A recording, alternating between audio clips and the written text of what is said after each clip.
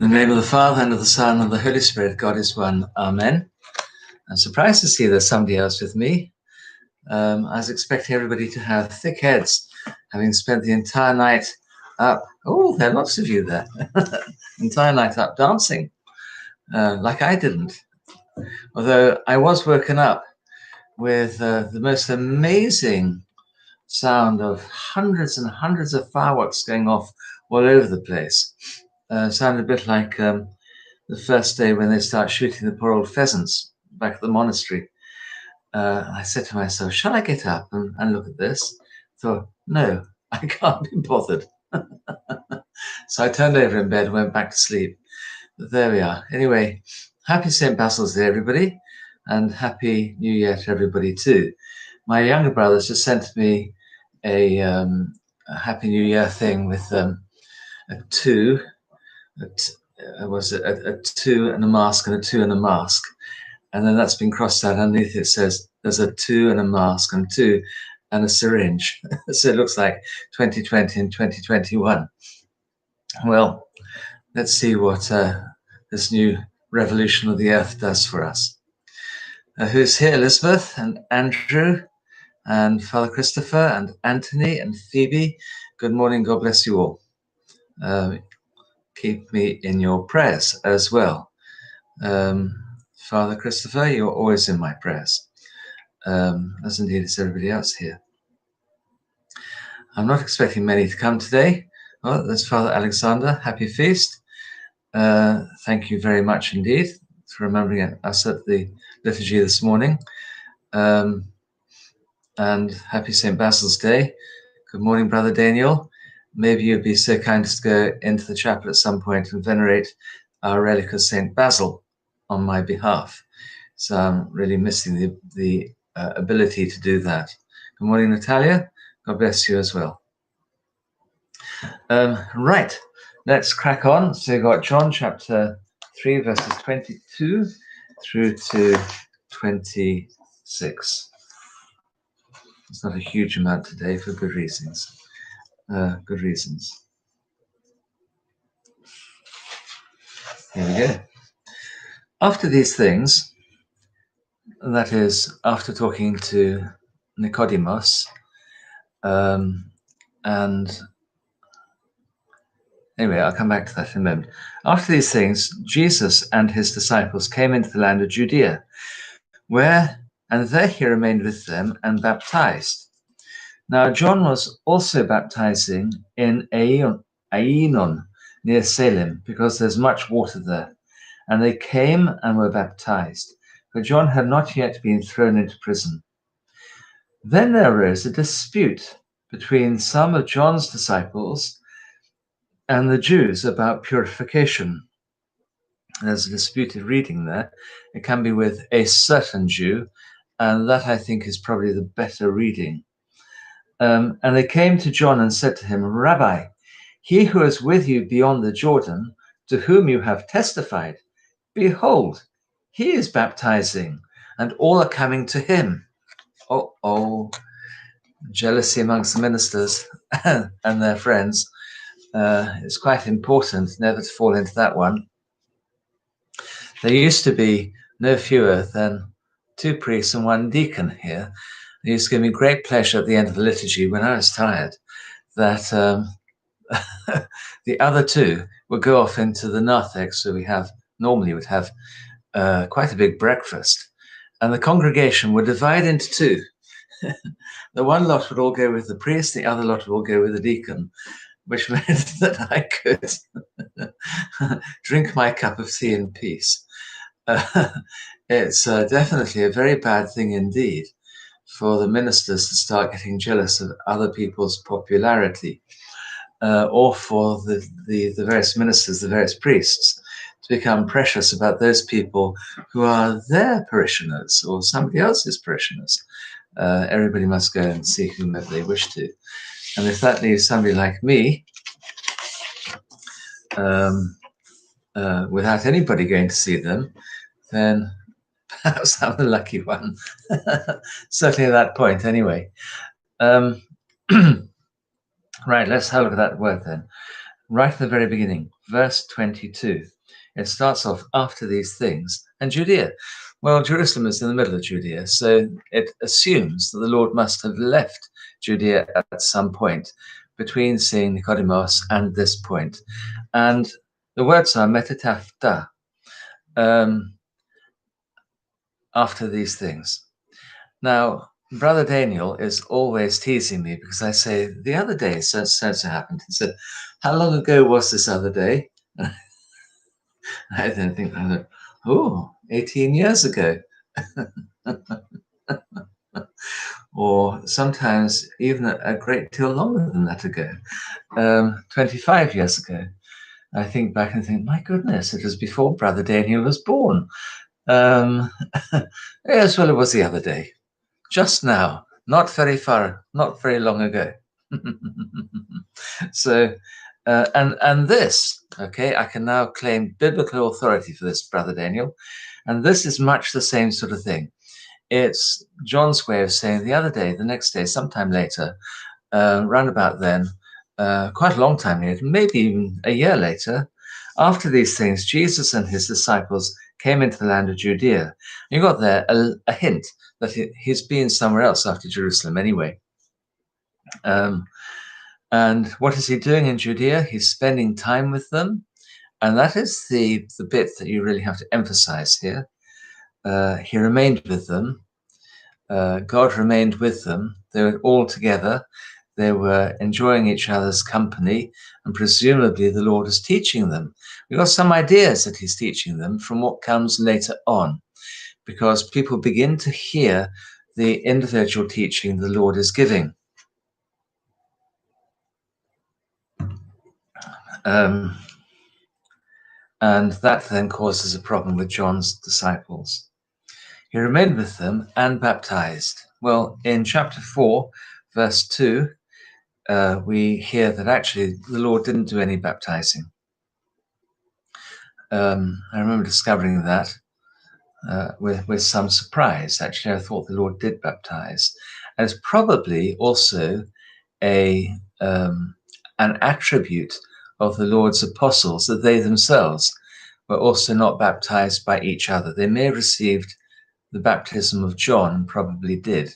We don't know that. They may have received, we know that some of them did, but later on they also talk about they themselves not being baptized, but baptizing.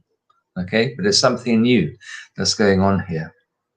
He remained with them and baptized, or rather he didn't.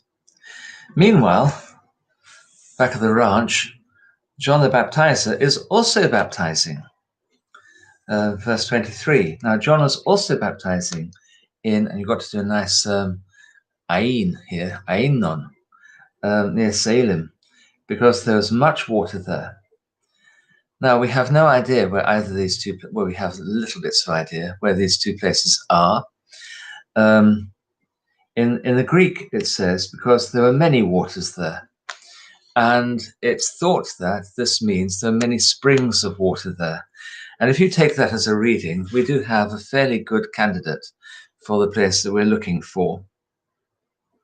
The word Ainon means spring in both in Hebrew and Arabic. And we think it could be Wadi Farah, which is near to the Jordan River. And indeed, there are lots of springs, natural springs of water coming out of the hills in that place. There's plenty of water that John would have been able to use to baptize people. But the reality is we don't really know. What we do know is what it says next. And the people came and were baptized. It doesn't actually mean they all came on Tuesday, the 4th of June or something. It means they were continually coming to him and being baptized. And that's really quite interesting, because in the other Gospels, in Matthew, Mark, and Luke, it's made clear, or appears to be clear, that the Lord only really began his ministry after John was put into prison. But here we've got something that is not quite the same. We've got the Lord and also John the Forerunner and Baptist ministering at the same time. They both of them are doing the work, and that does raise up in our minds some problems about this. We don't really know. We can, and John the Evangelist carries on about John the Baptizer in verse 24. For John had not yet been thrown into prison. Now, what are we to make of this? Like I said before, I think when you're dealing with the Gospels, you need to take each Gospel in its own merits and not try and compare them too much. Somewhere in the monastery, there is a synopsis of all four Gospels. They're put together. It's not one of these normal Gospel parables, you see. I can't remember whereabouts it is, but I remember seeing it in one of the shelves. I used to own it in one of the shelves in St. John the Almsgiver. And I've always found it to be a little bit false. It's one of those things that I remember my principal at the seminary telling us not to do, and that I've found to be something I agree with ever since. And that is that you should keep each gospel whole and intact of itself and read that one. And that then, let's say you're dealing with John, that gives one boundary here. And then you read another one, and let's say it's Mark, that gives another boundary there. And within those two boundaries, that is where you find the gospel. If you go beyond those, then you're dealing with things that are beyond the gospel as we know it. But within there's a certain amount of leeway. And this is the area of legitimate theology within the gospels within which we work. Okay, so we have those two boundaries. So on the one hand, you've got John, on the other hand, you've got Mark. Mark is pretty sparse, John is pretty full, and then Matthew and Luke then fit within that as well. Okay, so if one says John has gone to prison, then the Lord gets cracking, and John says the Lord got cracking, then later on John was put into prison. We're not to worry too much about that. It doesn't matter, but it is interesting. It's rather like it gives us the ability actually to be incorrect without feeling too much shame. It's like Elijah when he says, I am the only one left in all of Israel who has remained faithful. Nobody else, no one else at all. And before very long, he discovers 12,000 others. He was wrong. And that I think for somebody like me, and I'm never right, unless I'm talking to Brother Daniel, in which case I'm always right, then it gives us the ability to be wrong and to discover we're wrong and to crack on and say, okay, well, never mind, I was quite wrong. Let's see what is right now. Okay, so these disagreements, they don't matter, but they're quite, for somebody like me, they're quite helpful. So then there arose a dispute between some of John's disciples and the Jews about purification. It can also be the Jews or a particular certain Jew. In the Greek copy that I have, it is a certain Jew. And in this Bible here, Orthodox Study Bible, the New English, what's it called? The New King James Version, they have gone with the Jews. It doesn't really matter. But the real point is not that bit, actually. It's the dispute over purification. Now, that's really important, really interesting, because it's about ceremonial washing. And now what John wants you to do is start putting lots of different things into your head. It's like a jigsaw puzzle. He's saying, look, I've given you lots of things before, remember? And now it's time to start putting in bits and bobs into your jigsaw puzzle. And one of them has to be this whole business about ano and kato, so from above and from below. And all of this, remember, is in the immediate post context of Nicodemus and being born from above. Okay, born from ano, not living your life in the kato from below, but born from above. So that's piece number jigsaw 1. Okay, you need to be born from above. Piece number jigsaw 2 is John's baptism, where they are being baptized in order to start their Jewish life all over again, to come into the promised land, to come through the river Jordan, to have their sins washed away, to be purified of that, like a Jewish mikvah, but in the great big river, and then come into the promised land all over again and take their place within the promised land as children of God, children of the promise. Okay, jigsaw piece number 2. Jigsaw piece number 3 goes back to the wedding in Cana of Galilee. 6 big water pots full of water for purification, okay, washing water for the ceremonial washing. And what happens to this water is this. It goes from kata to ano. It goes from water to not just wine, but the very best, most delicious wine that astounds the ceremonarius. Okay? He is gobsmacked by what he discovers. And that is jigsaw number 3. Number 4 is still to come. And that is where the Lord talks about all those other bits and bobs, about empty ritual, about the need for a new heart, about all these rituals they have as being redundant now. Okay, so that's jigsaw puzzle number 3. 4. I can't count. I'm famously incapable of counting. I also think that counting in English is absurd, but you might get me onto that one in a bit. It's my mission in life to change the way people count. There are lots of different ways of counting, by the way. Anyway, that's something quite different. It's quite interesting, though.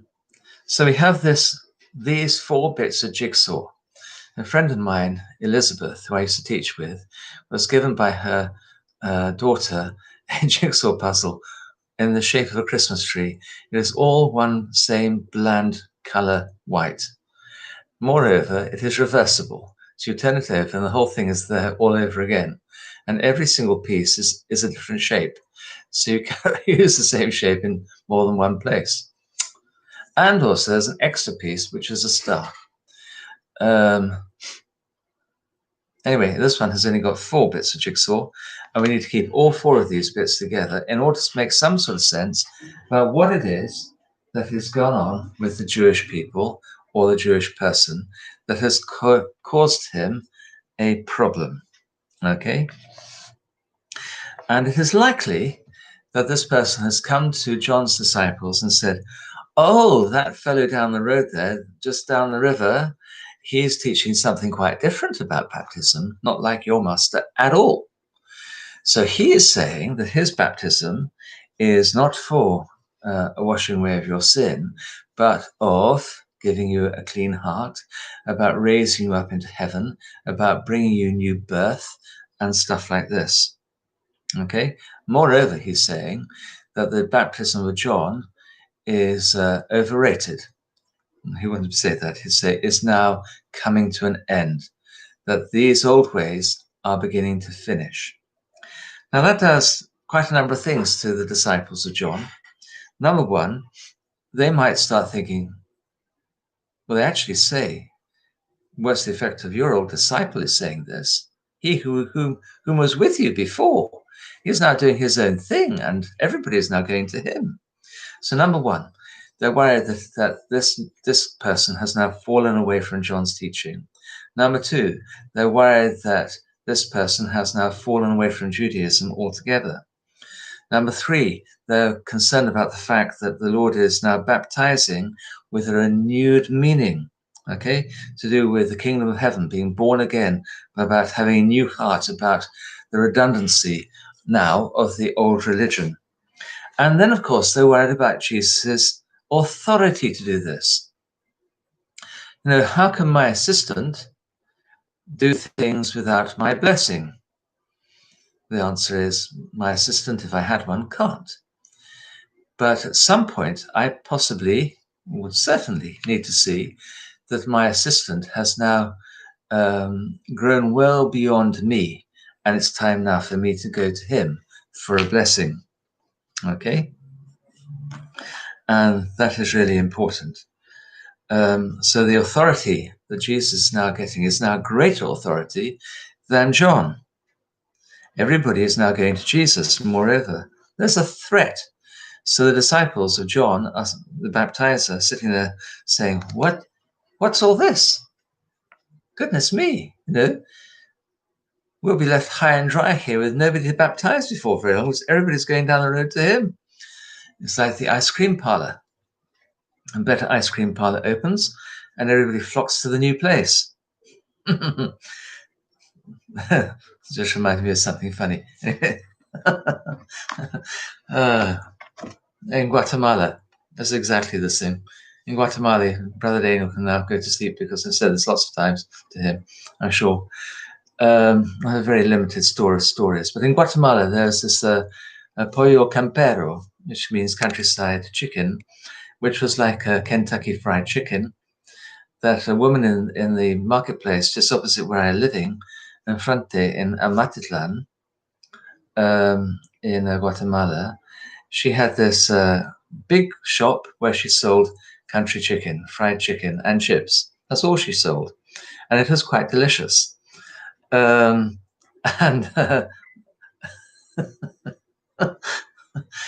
I went there probably once a week. And so I made friends with her. She was nice and good to have around.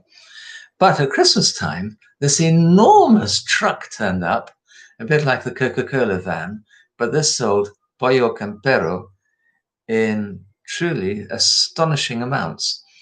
And all the way around it wasn't as nice, all the way around the whole square, there are queues of people waiting to buy pollo campero at twice, 3 times the price that the other lady was selling it for. And she would come down and say, "You mules, you donkeys, you idiots. Why don't you go to me? I'm here all the time. You don't come to me, but this guy's turn up from Guatemala City and you will come buying it now." And actually, that's probably the same attitude that John's disciples expected to get from John. Okay, go tramping off down the thing and say, "What are you doing? Don't you know this person? I am the one who does the baptisms around here, not you." Anyway, after a few days, the pollo campero van disappeared and everybody flocked back to her again. I only went to her. But secretly, I tried the other one. It wasn't as nice. Okay. St. John Chrysostom says something about this. I'm going to slightly paraphrase it because it goes on for several paragraphs. And at 10:24, on New Year's Day,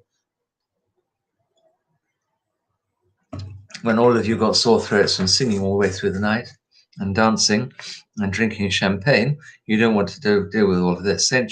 John Chrysostom says, "Whom was with you?" Okay, i.e., one of your disciples, like the rest of us. He now baptizes. To see what Father Alexander's has written. He now baptizes. He now dares to do as you do. Your place is now threatened. Your teaching is threatened, John the Baptizer. So what is John the Baptizer going to do? Is he going to take out a lawsuit? Is he going to discredit the upstart? Is he going to fly into a rage? Or is he going to buy himself a Magnum ice cream and sit there on a rock as cool as a cucumber because he knows that actually his work is now done? I've chosen a Magnum very deliberately in order to make Father Alexander lick his lips. Right. Who do they say what?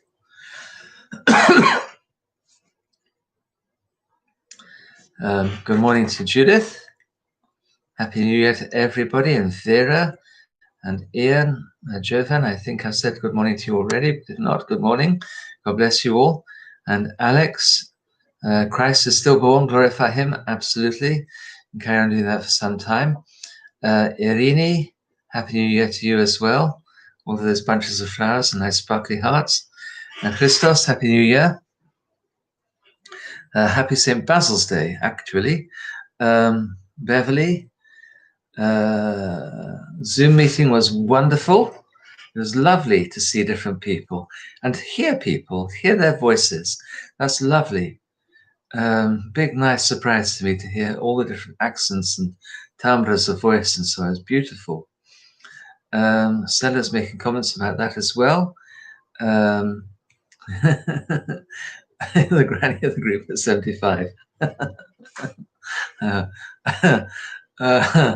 Oh dear.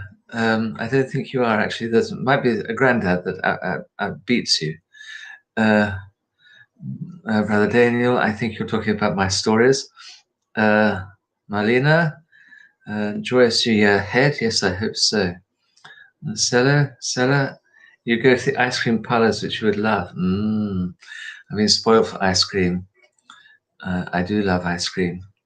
And this is why it is that I very rarely eat it, because it's one of those things that I know I'd stuff myself on. Alexander, is outrage. What? For you by other chickens? She said, even in 19th century Russia, we don't do that. Maria Helena, Happy New Year. Good morning. God bless you. Happy feast day. And Jovan, a nice vegan magnum. I can eat during fasting times. Pharisee food. Ah, dear. What a world, eh? Today is Friday. Christine has reminded me that she's written me a nice long email, as has Thekla, who's written a nice short email. And Christine, both of them write beautifully. Both of them they both paint in a way. Christine paints the most marvelous ideas with her words, and Thekla paints the most marvelous pictures. And even in the background in her house, you can see all these other pictures that she has, and a really beautifully decorated Christmas tree and things like that, which as somebody once said about me, I have all my taste in my mouth, and even my sense of taste is not all that good. So there we go. We have a freezing cold day here, Christos. I'm glad you got a nice day there in Athens. It's wonderful. Phoebe, yes, we will be broadcasting liturgy on Sunday at 10 o'clock from here in Lincoln. And then, inshallah, God willing, the Thursday to Thursday, we'll also be having another liturgy on the 4th, not on the 4th, on the 6th. Will certainly be of St. Basil, and on the 7th, on the 5th of St. Basil, and on the 6th of St. John Chrysostom in the monastery, and we'll be blessing waters in the monastery then as well. I'll then be bringing them back to Lincoln for distribution to everybody, so they can then go off and bless their own homes. So I'm hoping very much indeed, number one, that Dana and I managed to get the fence up. Number two, that it won't be so cold, because it'll be very cold indeed, going and blessing the pond. And Brother Daniel has promised to jump in and collect the cross this time. So I hope we won't have to crack the ice too much.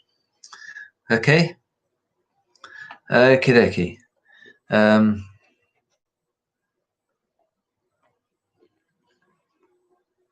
Yep. Natalia also does some beautiful paintings. I've got several examples of her drawings and paintings. God bless you. And God bless everybody else. Right. End of this. Pray for each other, please. Pray for me too. I always get muddled up about the end stream here. I don't know why I should, but there we go. Okay, God bless you.